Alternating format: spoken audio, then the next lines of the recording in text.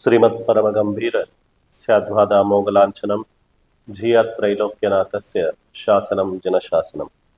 24 ತೀರ್ಥಂಕರರ ಶ್ರೀಪಾದ ಪದ್ಮಗಳಿಗೆ ವಂದಿಸಿ, ಇತ್ತೀಚೆಗೆ ಪ್ರಕೃತಿಯ ವಿನಾಶವನ್ನ ಮನುಷ್ಯ ಬೇಕಂತನೇ ಮಾಡ್ತಾ ಇದ್ದಾರೆ. ಪ್ರಕೃತಿಯನ್ನ ಪ್ರಾಕೃತಿಕವಾಗಿರಲು ಬಿಡುವುದೇ ಮನುಷ್ಯನ ಕರ್ತವ್ಯವಾಗಿದೆ.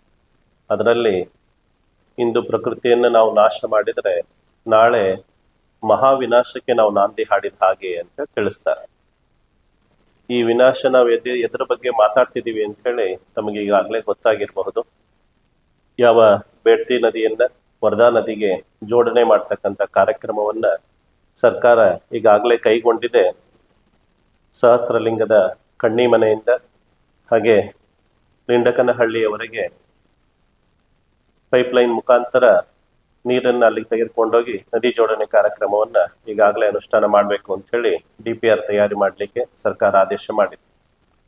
ಇದರಿಂದ ಮನುಷ್ಯನಿಗೆ ಆರೋಗ್ಯದ ಮೇಲೆ ಪರಿಣಾಮ ಬೀಳ್ತದೆ, ಪ್ರಕೃತಿ ವಿನಾಶ ಆಗ್ತದೆ, ಹಾಗೆ ಜಾನುವಾರುಗಳಿಗೆ, ಹಕ್ಕಿಗಳಿಗೆ, ಪಕ್ಷಿಗಳಿಗೆ ಎಲ್ಲದರ ಮೇಲೆಯೂ ಕೂಡ ವಾತಾವರಣದ ಮೇಲೆ ಮಹಾವಿನಾಶದ ಸೂಚನೆ ಇದು.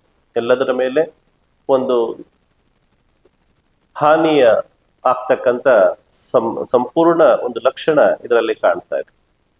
ಸರ್ಕಾರ ಯಾವುದೇ ಕೆಲಸಗಳನ್ನು ಮಾಡಿದ್ರು ಕೂಡ ಜನರಿಗೆ ಒಳಿತಾಗ್ತಕ್ಕಂಥ ಕೆಲಸವನ್ನ ಮಾಡಬೇಕು, ಪ್ರಕೃತಿಯನ್ನು ಸಂರಕ್ಷಣೆ ಮಾಡ್ತಕ್ಕಂಥ ಕೆಲಸ ಮಾಡಬೇಕು ಅಂತ ಒಂದು ಬೇಡ್ತಿ ಮತ್ತು ವರ್ಧಾ ನದಿಯ ಜೋಡಣೆ, ಅಘನಾಶಿನಿ ವೇದಾವತಿ ನದಿಯ ಜೋಡಣೆ, ಇದರಿಂದ ಪ್ರಕೃತಿಯ ಹಾನಿ ತುಂಬಾ ಆಗೋದಿದೆ.